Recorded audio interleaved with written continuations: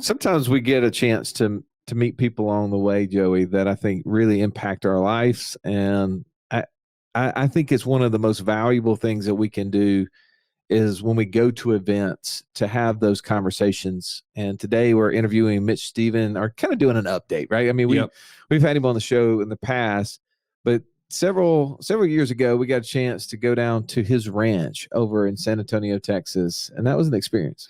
Man, you want to talk about a guy that's one in a million? That ranch was unbelievable. Like the experience of being out there, I want to say it's 400 something acres. As far as you can see, there's no other house, and he's taking us out on his in his golf cart. Golf cart, come on, bro. This is. I'm sorry, it's not for you guys who know anything about this is a side by side with the seat on the back. Like, this is no golf cart. I'm sorry, I kept thinking, man, it'd be great to just pull out the driver right now. He wanted me to shoot something, and I'm not much with a gun, and by the way, we didn't ever see a hog that we could kill, but no, they were running. The only time we got a chance to see them. But if you've ever been to South Texas, so we're out in San Antonio. This ranch, everything's flat. There's, cactus, and there's like animals everywhere. We probably saw 250 deer at least. Yeah. I mean, but there was one interesting thing that we got a chance to see, and there's a really funny story here, but we need to share what was the experience, Joe, when we were riding around. Mitch had to do a podcast. He said, "Hey, you guys take this thing out. You can take the gun, go check, see if you can kill something." And we come around a corner. What did we come upon? Man, I felt like a snake charmer. We ran across 2 rattlesnakes, and from a distance, looked like they were fighting. But then it looked like maybe something else was going on. So when you say fighting, like, what does that mean? Like, explain this. Somebody visually has never seen a rattlesnake in the wild, much less seen them the way that we saw them. I mean, describe it a little better. Okay, it looks like they're kind of wrapped up, but then they're standing up, almost like a cobra is what I envision, like a cobra just standing up, rearing back at each other, and then just one would just attack the other one, and then they would just roll around, and then they'd stand back up, and then the next one would attack the other one, and then they'd stand back up. And it just was this, we were just kind of dumbfounded. I mean, well, here's the thing is that imagine seeing 2 6-7 foot rattlesnakes. Yeah, easy. And how big around? Would you say maybe 6 inches around, 8 inches around? How big around were those snakes, you think? Probably, 5 or 6 inches. I mean, they were enormous. These are large. And so half their body is visualize what a chair, like a 90-degree angle. Half their body is standing straight up, and they're face to face. And we were 30 yards from them. Not even. And you could just see them. And I was terrified just being that close to them. I'm just thinking, at what point am I going to hit the gas and just leave you guys out? If they even turned my way, I was going to hit the gas.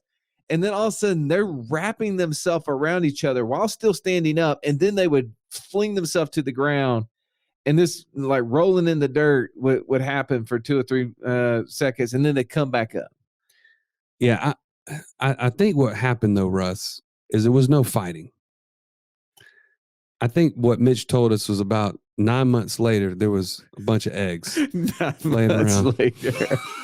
You're going to have to do research on that one and tell me it takes 9 months. But yes, they were making whoopee. That's what they were doing. They were doing snake whoopee.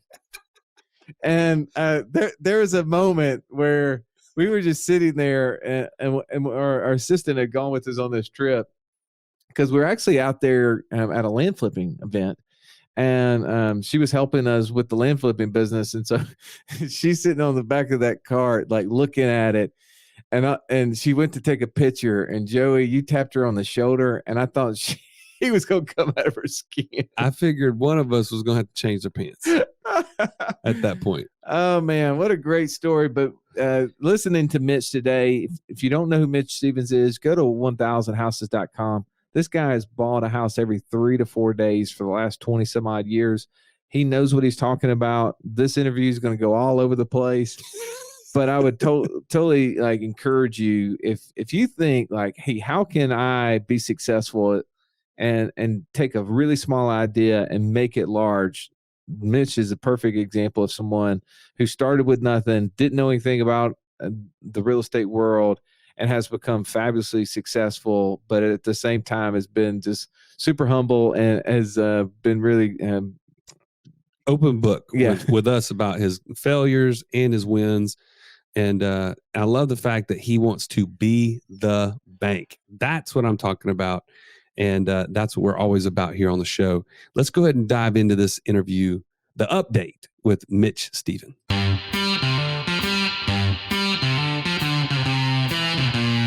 Welcome to the Wealth Without Wall Street podcast, your guide to understanding how to get out of the Wall Street rat race and start your own mailbox money lifestyle. Now, don't let these handsome Southern draws fool you. These financial minds are teaching our country to enhance savings, increase cash flow, and create passive income, all without the help of Wall Street. Are you ready to break through? Now here are your hosts, Russ Morgan and Joey Murray. All right, well, we're blessed to have Mitch Stephen back on the show with us today. Mitch is someone that Joey and I got to personally spend some time with a couple years back, and I'm just grateful, Mitch, that we got to know you. And for those who haven't had a chance to hear your backstory, it's a pretty colorful one. It's interesting. Not everything can be shared on the show because it's a family show, okay, Mitch? But for those who didn't get to hear Dang it, the ratings would really go up if you just let me speak freely. Well, just give our audience a snippet of your background just so that way they know as we get deeper into the story. Okay, once upon a time, there was a dumbass. His name was Mitch Stephen. And he was so broke, he got pissed off and said he's never going backwards again. So he started reading about money and talking about money and being around and just trying to figure out how to make some money. And then over a period of time, the dumbass figured out how to buy 100 houses a year. And he's still not all that smart, but he has an aversion to pain, and he's drawn towards pleasure. So every time I did something that hurt, I would try to stop doing that. And then every time I did something that felt good, I'd try to do that some more. And it turned into a career. And it was kind of centered around buying and selling houses. So I bought a house about every 4 or 5 days for over 2 decades.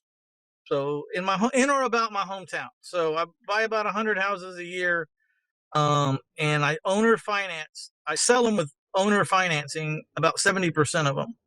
So I'm really specializing in being the bank and collecting mortgage payments from people. So I like the part that where I get the money, but then if something breaks, I don't have to give it up because it's not my house anymore. So I just have to keep the money. So that's so, and all of this and $7 will get you a cup of coffee at one of those real expensive coffee places. But I'm not the smartest guy in the room. I've just been doing the same thing for a long 27 years, really. And I just kind of figured out where all the mines were and all the potholes are. And now I'm probably considered an expert at what I do, whether I like it or not. If you do something long enough and diligently enough, they say 10,000 hours. I probably have 60,000 hours. Well, Mitch, if everybody's following the math at home, if Mitch is buying 100 houses a year and he's been doing this for over 20 years, that tells you that he knows a thing or two about buying a house. And I love the part, Joey, they said that he liked to be the bank. Man, you're just speaking our love language here, Mitch. Like, we all want to be the bank. That's why we're here. That's why we're learning on Wealth Without Wall Street. So that's why you're back. Now, I drive around town and I look at all the tall buildings, and they all got bank names on them. I said, well, what the hell are they doing? I said, they're loaning money. I said, well, maybe I should look into that. Well, I'm not real smart, but I'm not real stupid. It either had an insurance company's name on the top of it, or I didn't want to be in the insurance business because I don't understand it. But I can understand loaning money, and if you don't pay me, I get to get something back. I can understand that. All right. Well, the last time you were on the show, you were sharing kind of the lending business that you're in, and you did an amazing job of helping other people who needed to get money at work, and allowed you to borrow against that money to buy houses and to then make money over the top of it. Now, kind of update us on what's been new with you over the last 2 years. It's just shifts in the economy. You know, the competition for houses in town, the inspectors were getting really aggressive. So we moved rural and found a home out in the country, doing business outside city limits, and all those inspectors can, well, we won't talk about what they can do, but they can do it without me. Let's just put it that way. And you know, so we started buying land and owner financing, you know, breaking it up into smaller pieces, or, you know, maybe it's already a small piece and we just seller financing it. So we kind of got off the beaten path. I deal in a lot of mobile homes and land. I like stuff that people don't like, and people don't, you know, they didn't like that stuff. So I thought, well, if they don't like it, let me go over there and see what's going on. Because I've made a lot of money off of a lot of things that people don't like. Broken down houses, broken down cars, broken down whatever, you know. It might be broken down to somebody right now, but it's got value to somebody who knows how to fix it. So talk about that. I mean, obviously you mentioned that you've bought and sold a lot of homes, and we've had some sidebar conversations where you go in and you buy it, and where somebody might feel the need or thought that they have to go in and repair it to 100% condition. Like you just said, there's somebody out there that would love that house or love that, you know, mobile home or whatever it is, in exactly the shape that it's in. Talk a little bit about how you've been able to do that. When you're seller financing, you know, your buyer the house doesn't need to get an inspection to be sold, because I'm the one financing it. So my favorite strategy of all time, I think one of the most brilliant strategies of all time, is buy it, don't fix it, mark it up by double, owner finance it to somebody, and watch the guy making payments go over budget on the rehab, fixing up your collateral. So, and an example is like, if you can buy something for 70 and then it needs 30 in repairs, then, you know, you got 100 in it. So you're trying to owner finance it for 200. You don't always owner finance it for double. Sometimes maybe I'll owner finance it for 190 or 185, but, you know, good enough. But for this conversation, we buy things at X and try to seller finance them at 2X is the goal. And so if you got 70 acquisition, 30 repairs, and then you got to sell it for 200, or you could just buy it for 70 and owner finance it for 140 as is. You know, I can, as the owner financier, I can owner finance the house and the broken windows and the hole in the roof for the same, you know, I can finance it all. I can do it all, baby. I'll finance every defect in that house. And then I can sit back and watch them go over budget instead of me, because I don't know about y'all, but I always go over budget on the rehab. I've never met a rehab budget in my life, and I should by now know how to do that, but I just don't. And because I think it's the nature of the business. There's so many unknowns to these broken down houses, you know, and they're unknown for a little while, but they eventually show their head and you get to write a check for it. So, you know, when you don't repair the house, you buy it in the morning for 70, by noon it's for sale for 140. I'm averaging 4 days on the market right now, down from 9. COVID, I don't know what got into people about real estate during COVID, but something's happened. Maybe it's the low interest rates, maybe it's the need for people to get bigger places to be able to enjoy more when they're stuck there. I don't know, but whatever happened, our days on market went from 9 days to 4 days. And by the way, I don't even put signs in my yards anymore. Not even one. I have 4 days on the market. And I don't even buy signs anymore. Are you still using your list, Mitch, as far as like texting and email list? Is your primary source still? LiveCom. You know, I put out 20 signs around the neighborhood and one sign in the front yard on a lot of houses for a long time. Now I have 11,000 people in this town that want an owner financed home that haven't found one yet. And all I have to do is send out a text to them for 2 cents a piece. And you only need to send out a text for 3,000 of them at a time, because usually in the first round of 3,000, you'll find your buyer. Wow. And that's Brilliant. that's a really awesome strategy. And the last episode, I won't make you redo it, but go back if you don't know what he's talking about, go back and listen to his previous episode. He details how he got that list. So you're still you're still doing that. You've been able to reduce your time on the market from 9 days to 4 days. Talk a little bit about the default world. Have you seen that change at all over the last year and a half?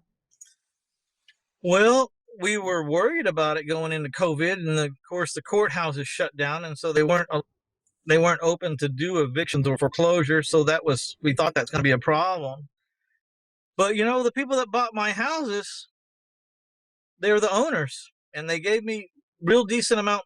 I won't accept less than 10% down. I average 12% down. So on a $100,000 house, they've given me $12,000.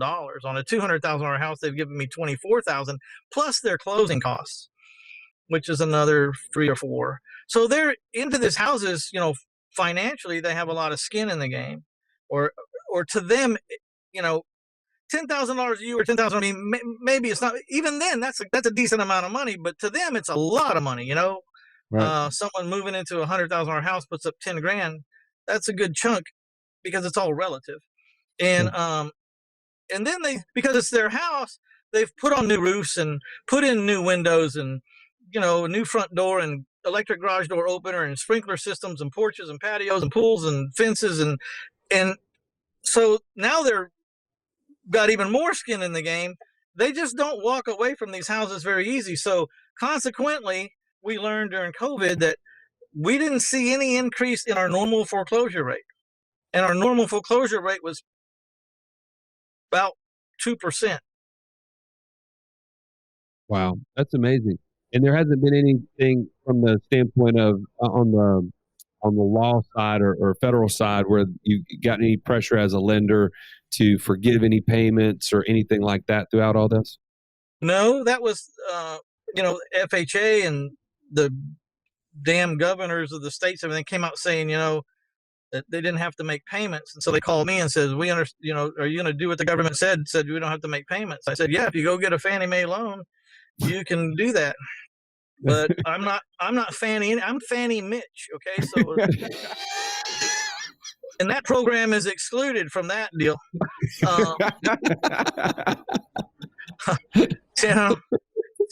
Fannie Mitch program don't work like that. And, if somebody, we had 2 people out of 300 call us that warranted to talk to them. Like if they been super bad payers to begin with, I wasn't even going to discuss, modifying a loan for them.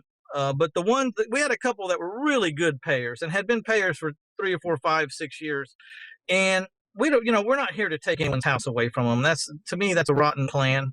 I'll try to work with them. So I called them up and, if we could see some light at the end of the tunnel, we just move their delinquent payments to the back and let them start over again. Like, they might have lost their job. Then they took them 2 or 3 or 4 months to get their job back or get another job. And now they're even making more money than they were before, but they can't catch up. So I didn't want to hurt those people. COVID was a nasty thing and, nobody could really plan for it. But even during the time they were down, I said, you got to make at least half your payment. If you didn't plan good enough to make half your payment, then that's just your fault. I mean, everyone's got to put some money away for a rainy day. And if you didn't do that, that's not my fault.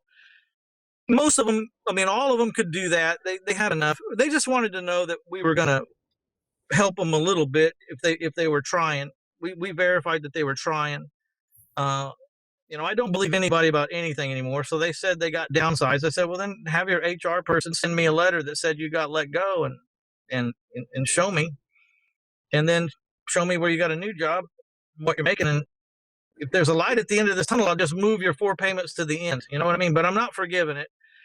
And if you just don't want to pay me, then I'll keep track of the payments and the late payments. And whenever they do open the courthouse, I'll be coming for your house. So, yeah. And all the late fees.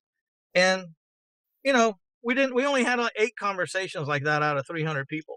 And, only 2 of them, warranted, that we should bend over backwards to work with them, because they'd been great people and they never mess us around or anything. And they were solid people, and they were back on their feet. They just couldn't catch up.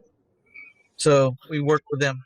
Are you looking for ways to implement ideas, get exposure to new ones, and be surrounded by people on the same journey as you? Joey, where can they go to do that? Go to wealthwithoutwallstreet.com/community. You can join for free today. Well, so Mitch, we were talking a little bit on the last show, and I know you raised like over $25 million or something like that, and was using that private money to acquire these homes. Obviously, interest rates are much lower, and things have changed. Have you gone back and refinanced any of that, or are you still rocking along just the way you were? We did a few things. We refinanced some. We hypothecated a couple of $1 million bundles of notes. Hypothecation meaning we pledged our notes as collateral. We can't refinance our houses because we don't own them anymore. We sold them to the people that are inside them making payments. So I can't refinance the house. I don't own it anymore. Right. But I do own a note.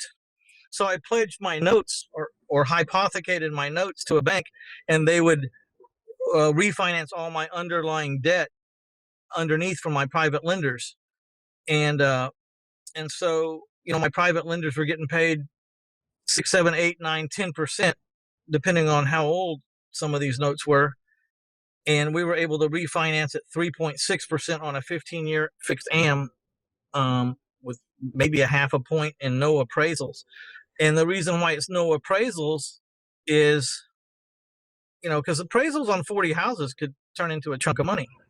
Yeah.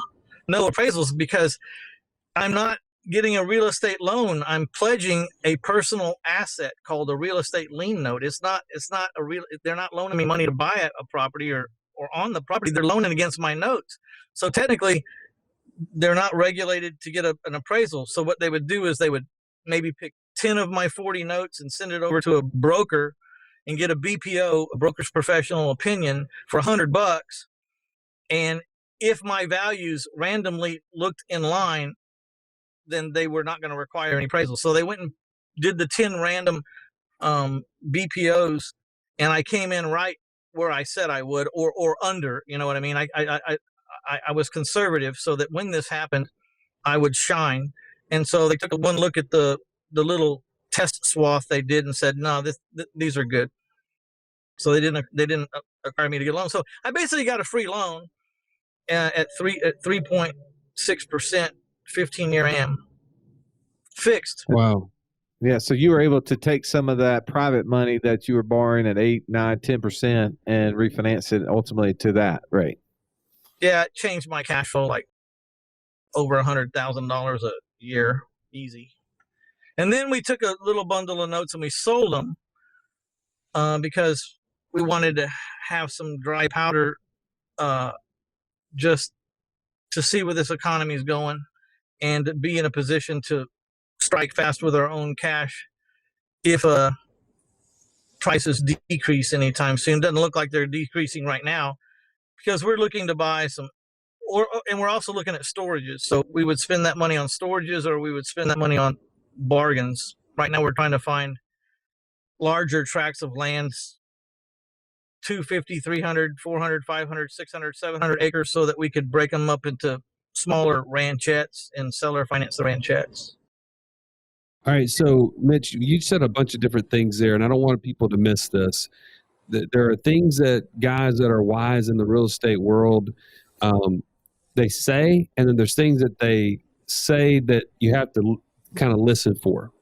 And you just mentioned one thing was you got to get dry powder right now. Is there anything in your mind right now that you're looking at as far as trends that somebody who's sitting in a point of cash, as you know, a lot of our clients are sitting there in cash in these life insurance policies, ready to pull the trigger on stuff. What are some of those trends you're looking for outside of you mentioned the ranches? People probably aren't in that same position to take down a 700-acre ranch like you are, but are there other things that people are looking for? Well, you don't have to take down a 700-acre ranch. The reason how I learned it worked was I was taking down 15-acre places and breaking them into 2-acre places, and then, where I was buying 5-acre place and breaking it into, 5 1-acre tracts, and then seller financing it and watching how that worked, and seeing that, they were red hot. And I'm kind of under the auspice that even if things get tough, uh, more people will want to get out into the country and find their bug out spot, which is some of what's driving it. A lot of people after COVID is like, I'm getting the hell out of this city. I'll drive to it every day, but I'm going to live there in case this gets bad. A lot of people are moving out to the rural, out of town a little bit. They don't want to go too far, but they want to get away from the population centers. I'm guessing that's what it is. I mean, so when you said not a lot of people can buy big ranches, I mean, there was a time I couldn't buy one either. I was buying really tiny, not even ranches, just little pieces. I was buying, 2 acres or 1 acre for cash at one price, and then owner financing it for 2.5x, or 3x. When you buy just when you can steal a half-acre lot for $10,000, it's not too hard to sell it for 3x or 4x. So it's more moving parts, but as you move up the chain and you get deeper pockets, you don't want to do everything one lot at a time. As you build yourself up, you start buying bigger pieces, so that you can move faster. But everyone starts out in the same place, probably broke and slow. So that's where I came from, broke and slow and dumb. Came from broke, slow, and dumb. So, so I would just try little things, and like I said, if they worked out, I try to do it again. If they didn't work out, I stopped doing that. That's reassuring for those of us who meet a lot of those same criteria. You mentioned also in that conversation a second ago, you talked about storage, and I know when we talked last, you had a lot of storage, especially around some of the lakes there. Talk about that. How's that business been, and have you been expanding it, or have you been selling off those assets? Well, yeah. So I live at Canyon Lake, Texas, and not to be confused with Canyon Lake, California, for heaven's sakes.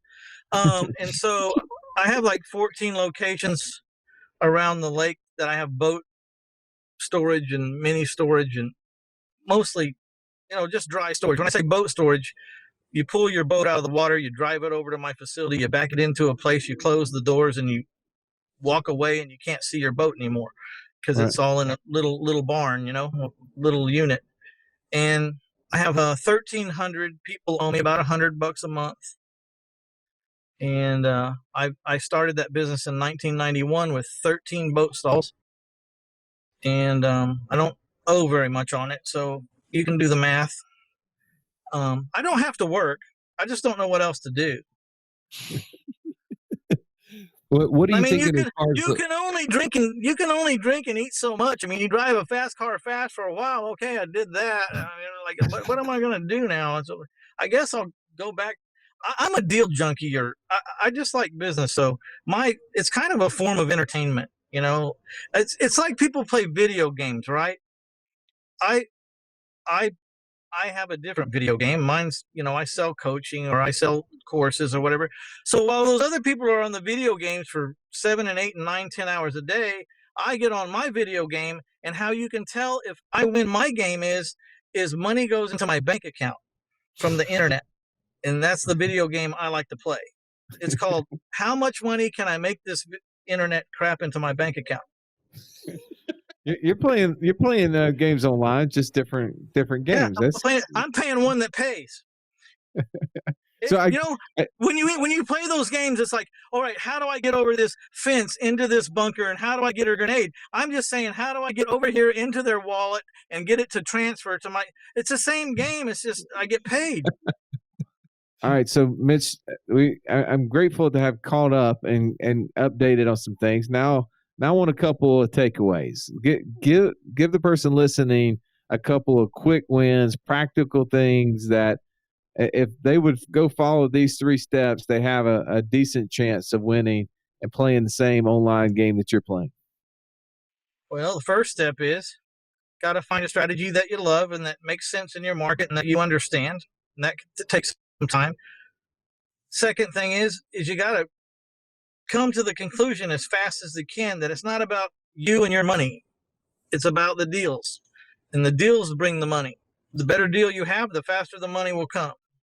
You're just two legs, two arms, and a mouthpiece. And so when you finally, you find a good deal, 50 cents on the dollar, then your job is to take your two legs and walk through town, take your two arms and hold up the deal over your head and use your mouth to say, hey, look over here. There's money needed over here, and you can make a decent return. And it doesn't matter, how much experience you have. It doesn't matter if you had filed bankruptcy. It doesn't matter if you don't have good credit. All that matters is what is the lender going to lend on? And if you don't pay him, what does he get? And if the answer to those things are good, then you'll get the money. I mean, it really doesn't even matter how many people you've murdered. You should be able to get this money from jail if you can sign up the deal. We're not encouraging that, though. No. No, what I'm just saying is it's a bad analogy, but I'm saying, Charles Manson should have been able to get that money. Hey, warden, I've got a house worth $200 and I need $100,000 and I'll give you a first lien and I'll pay you 10%. I mean, the warden's like, well, hell, if he doesn't pay me, I'm going to get, this house that's worth twice as much. Who cares how many people he murdered? So when you put it like that, everybody ought to be able to go get the money. My point was, I shall digress. My point was, you got to learn that it's where to get the money and how to get the money, and it's not based on you. It's how do you talk about the deals and how do you structure your deal so that people will want to give you the money despite your imperfectness. And I wish I would have learned that early on in my career, because I spent a lot of time thinking that people were loaning money to me. Well, they're not loaning money to me. They're loaning money on the deal I had. All right, so let's talk about that really practically. You have been trained to see the deal and recognize the deal. Somebody has not been able to learn that. Where do they go? How do they learn that? I mean, I teach it, but there's other people that teach it. Here's the thing about me. I don't care how you learn it. If I'm the right guy for you, if I speak your language and you think I'm the guy for you, then go over to 1000houses.com and look up Private Money Changes Everything. And that course is like $9.97. I mean, if it helps you get one loan for even $50,000, it's a coup, if it progresses you anywhere towards the understanding of how to do that. But it's pretty simple. I mean, there's only 21 objections. I have the answers to the objections. I show the kind of deals that people will lend on and why. And then you just kind of plug yourself into it. And then you have to make that process your own. Because, I might speak or talk a certain way, but you talk or speak a different way. Just make those principles your own and go sell them how you would sell, or go. It's not really even a sales job. Go. Let people view them and make up their own mind. But people with money, they know when things are right.